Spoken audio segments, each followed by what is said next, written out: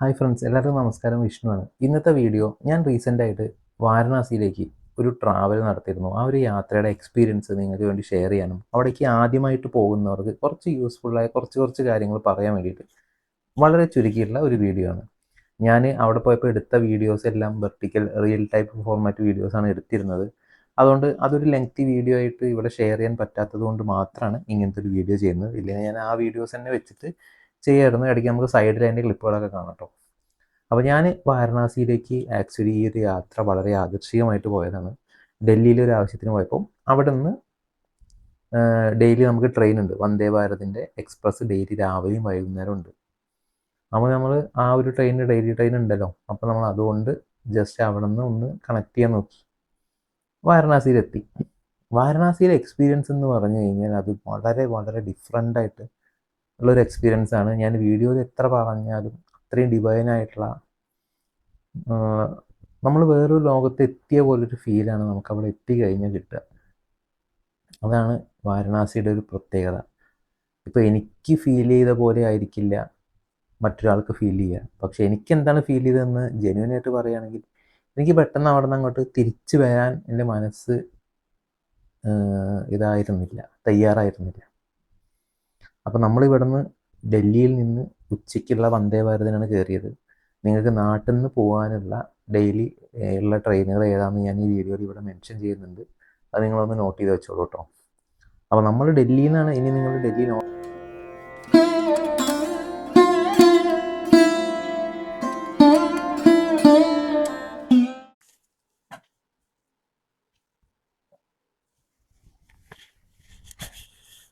Hi friends, എല്ലാവർക്കും നമസ്കാരം.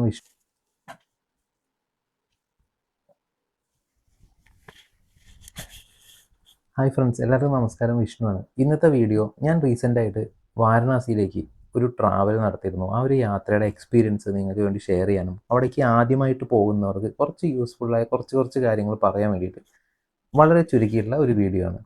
ഞാൻ അവിടെ പോയപ്പോൾ എടുത്ത വീഡിയോസ് എല്ലാം വെർട്ടിക്കൽ റിയൽ ടൈപ്പ് ഫോർമാറ്റ് വീഡിയോസാണ് എടുത്തിരുന്നത്. അതുകൊണ്ട് അതൊരു ലെങ്തി വീഡിയോ ആയിട്ട് ഇവിടെ ഷെയർ ചെയ്യാൻ പറ്റാത്തത് കൊണ്ട് മാത്രമാണ് ഇങ്ങനത്തെ ഒരു വീഡിയോ ചെയ്യുന്നത്. ഇല്ലെങ്കിൽ ഞാൻ ആ വീഡിയോസ് തന്നെ വെച്ചിട്ട് ചെയ്യായിരുന്നു. ഇടയ്ക്ക് നമുക്ക് സൈഡിൽ അതിൻ്റെ ക്ലിപ്പുകളൊക്കെ കാണാം കേട്ടോ. അപ്പോൾ ഞാൻ വാരണാസിയിലേക്ക് ആക്ച്വലി ഈ ഒരു യാത്ര വളരെ യാദൃശ്ചികമായിട്ട് പോയതാണ്. ഡൽഹിയിൽ ഒരു ആവശ്യത്തിന് പോയപ്പോൾ അവിടെ നിന്ന് ഡെയിലി നമുക്ക് ട്രെയിൻ ഉണ്ട്, വന്ദേ ഭാരതിൻ്റെ എക്സ്പ്രസ് ഡെയിലി രാവിലെയും വൈകുന്നേരം ഉണ്ട്. അപ്പോൾ നമ്മൾ ആ ഒരു ഡെയിലി ട്രെയിൻ ഉണ്ടല്ലോ, അപ്പോൾ നമ്മൾ അതുകൊണ്ട് ജസ്റ്റ് അവിടെ നിന്ന് ഒന്ന് കണക്ട് ചെയ്യാൻ നോക്കി. വാരണാസിയിലെത്തി. വാരണാസിയിലെ എക്സ്പീരിയൻസ് എന്ന് പറഞ്ഞു കഴിഞ്ഞാൽ അത് വളരെ വളരെ ഡിഫറെൻ്റ് ആയിട്ട് ഉള്ളൊരു എക്സ്പീരിയൻസ് ആണ്. ഞാൻ വീഡിയോയിൽ എത്ര പറഞ്ഞാലും അത്രയും ഡിവൈനായിട്ടുള്ള, നമ്മൾ വേറൊരു ലോകത്ത് എത്തിയ പോലൊരു ഫീലാണ് നമുക്ക് അവിടെ എത്തിക്കഴിഞ്ഞാൽ കിട്ടും.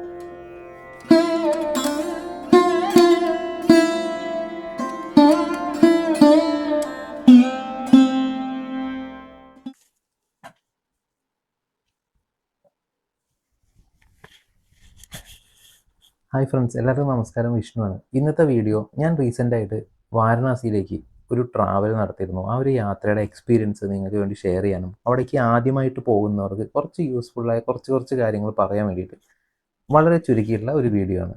ഞാൻ അവിടെ പോയപ്പോൾ എടുത്ത വീഡിയോസ് എല്ലാം വെർട്ടിക്കൽ റിയൽ ടൈപ്പ് ഫോർമാറ്റ് വീഡിയോസാണ് എടുത്തിരുന്നത്. അതുകൊണ്ട് അതൊരു ലെങ്തി വീഡിയോ ആയിട്ട് ഇവിടെ ഷെയർ ചെയ്യാൻ പറ്റാത്തത് കൊണ്ട് മാത്രമാണ് ഇങ്ങനത്തെ ഒരു വീഡിയോ ചെയ്യുന്നത്. ഇല്ലെങ്കിൽ ഞാൻ ആ വീഡിയോസ് തന്നെ വെച്ചിട്ട് ചെയ്യായിരുന്നു. ഇടയ്ക്ക് നമുക്ക് സൈഡിൽ അതിൻ്റെ ക്ലിപ്പുകളൊക്കെ കാണാം കേട്ടോ. അപ്പോൾ ഞാൻ വാരണാസിയിലേക്ക് ആക്ച്വലി ഈ ഒരു യാത്ര വളരെ യാദൃശ്ചികമായിട്ട് പോയതാണ്. ഡൽഹിയിൽ ഒരു ആവശ്യത്തിന് പോയപ്പോൾ അവിടെ നിന്ന് ഡെയിലി നമുക്ക് ട്രെയിൻ ഉണ്ട്, വന്ദേ ഭാരതിൻ്റെ എക്സ്പ്രസ് ഡെയിലി രാവിലെയും വൈകുന്നേരം ഉണ്ട്. അപ്പോൾ നമ്മൾ ആ ഒരു ഡെയിലി ട്രെയിൻ ഉണ്ടല്ലോ, അപ്പോൾ നമ്മൾ അതുകൊണ്ട് ജസ്റ്റ് അവിടെ നിന്ന് ഒന്ന് കണക്ട് ചെയ്യാൻ നോക്കി. വാരണാസിയിലെത്തി. വാരണാസിയിലെ എക്സ്പീരിയൻസ് എന്ന് പറഞ്ഞു കഴിഞ്ഞാൽ അത് വളരെ വളരെ ഡിഫറെൻ്റ് ആയിട്ട് ഉള്ളൊരു എക്സ്പീരിയൻസ് ആണ്. ഞാൻ വീഡിയോയിൽ എത്ര പറഞ്ഞാലും അത്രയും ഡിവൈനായിട്ടുള്ള, നമ്മൾ വേറൊരു ലോകത്ത് എത്തിയ പോലൊരു ഫീലാണ് നമുക്ക് അവിടെ എത്തിക്കഴിഞ്ഞാൽ കിട്ടുക. അതാണ് വാരണാസിയുടെ ഒരു പ്രത്യേകത. ഇപ്പോൾ എനിക്ക് ഫീൽ ചെയ്ത പോലെ ആയിരിക്കില്ല മറ്റൊരാൾക്ക് ഫീൽ ചെയ്യുക. പക്ഷേ എനിക്കെന്താണ് ഫീൽ ചെയ്തതെന്ന് ജെന്യുവനായിട്ട് പറയുകയാണെങ്കിൽ, എനിക്ക് പെട്ടെന്ന് അവിടെ നിന്ന് അങ്ങോട്ട് തിരിച്ചു വരാൻ എൻ്റെ മനസ്സ് തയ്യാറായിരുന്നില്ല. അപ്പോൾ നമ്മളിവിടെ നിന്ന് ഡൽഹിയിൽ നിന്ന് ഉച്ചയ്ക്കുള്ള വന്ദേ ഭാരതിനാണ് കയറിയത്. നിങ്ങൾക്ക് നാട്ടിൽ നിന്ന് പോകാനുള്ള ഡെയിലി ഉള്ള ട്രെയിനുകൾ ഏതാണെന്ന് ഞാൻ ഈ വീഡിയോയിൽ ഇവിടെ മെൻഷൻ ചെയ്യുന്നുണ്ട്. അത് നിങ്ങളൊന്ന് നോട്ട് ചെയ്ത് വെച്ചോളൂ കേട്ടോ. അപ്പോൾ നമ്മൾ ഡൽഹിയിൽ നിന്നാണ്, ഇനി നിങ്ങൾ ഡൽഹി നോർത്ത് ഇന്ത്യൻ ട്രിപ്പിനൊക്കെ പോവുകയാണ്, ഒരു ദിവസമോ 2 ദിവസമോ നിങ്ങളുടെ കയ്യിൽ എക്സ്ട്രാ ഉണ്ടെങ്കിൽ നിങ്ങൾക്ക് വാരണാസി ഇതുപോലെ വന്ദേ ഭാരതിൽ കവർ ചെയ്യാം. അപ്പോൾ ഞാൻ ഡൽഹിയിൽ നിന്ന് 3 മണിക്കാണ്, ഉച്ചയ്ക്ക് 3 മണിയോട് കൂടി ട്രെയിൻ കയറി. പോകുന്ന വഴിക്ക് തന്നെ അവിടെ ഒരു ഹോട്ടലിൽ ബുക്ക് ചെയ്തു. റൂം ബുക്ക് ചെയ്തത് നമ്മൾ കാശി വിശ്വനാഥ ക്ഷേത്രത്തിനും കാളഭൈരവ ക്ഷേത്രത്തിനും അടുത്തായിട്ടാണ് റൂം ബുക്ക് ചെയ്തത്. അതിന് കാരണം എന്താണെന്ന് വെച്ച് കഴിഞ്ഞാൽ, കാളഭൈരവ ക്ഷേത്രത്തിൽ ദർശനം നടത്തിയതിന് ശേഷമാണ് കാശി വിശ്വനാഥ ക്ഷേത്രത്തിൽ ദർശനം നടത്തേണ്ടതെന്നാണ് അവിടുത്തെ ഐതിഹ്യം. ഈ കാളഭൈരവൻ എന്നുള്ള ഈ ഒരു പ്രതിഷ്ഠയാണ് ആ ഒരു വാരണാസിയിലെ സംരക്ഷകനായിട്ട് അവിടെ ഉള്ളവർ കാണുന്നത്.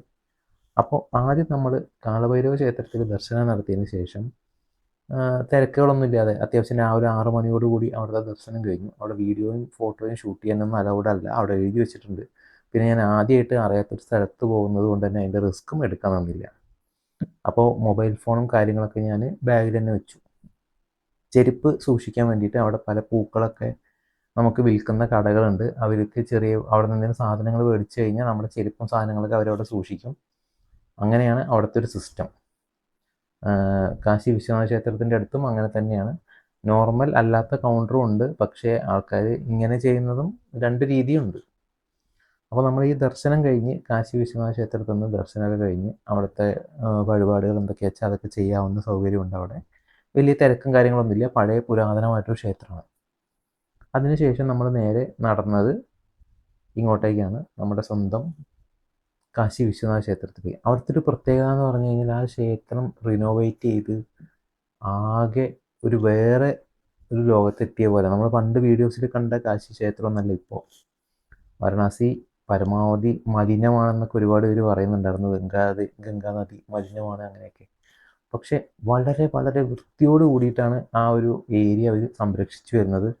ഒരു പുതിയൊരു ടൗൺഷിപ്പ് പോലെയാണ് ആ ഒരു ഏരിയ. ഒരുപാട് ഷോപ്പുകൾ കാര്യങ്ങളൊക്കെ വന്ന് ആ ഒരു ക്ഷേത്രത്തിന് അങ്ങനെ അവർ ഡെവലപ്പ് ചെയ്തിരിക്കുന്നത്.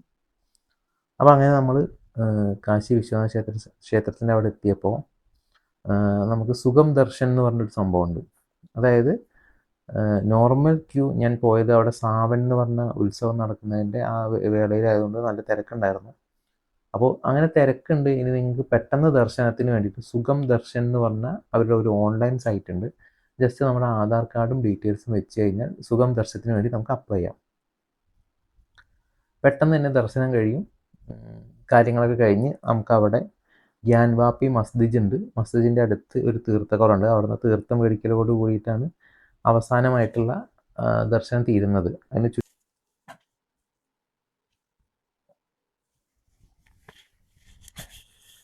ഹായ് ഫ്രണ്ട്സ്, എല്ലാവർക്കും നമസ്കാരം. വിഷ്ണുവാണ്. ഇന്നത്തെ വീഡിയോ ഞാൻ റീസെൻ്റായിട്ട് വാരണാസിയിലേക്ക് ഒരു ട്രാവൽ നടത്തിയിരുന്നു. ആ ഒരു യാത്രയുടെ എക്സ്പീരിയൻസ് നിങ്ങൾക്ക് വേണ്ടി ഷെയർ ചെയ്യാനും അവിടേക്ക് ആദ്യമായിട്ട് പോകുന്നവർക്ക് കുറച്ച് യൂസ്ഫുള്ളായ കുറച്ച് കാര്യങ്ങൾ പറയാൻ വേണ്ടിയിട്ട്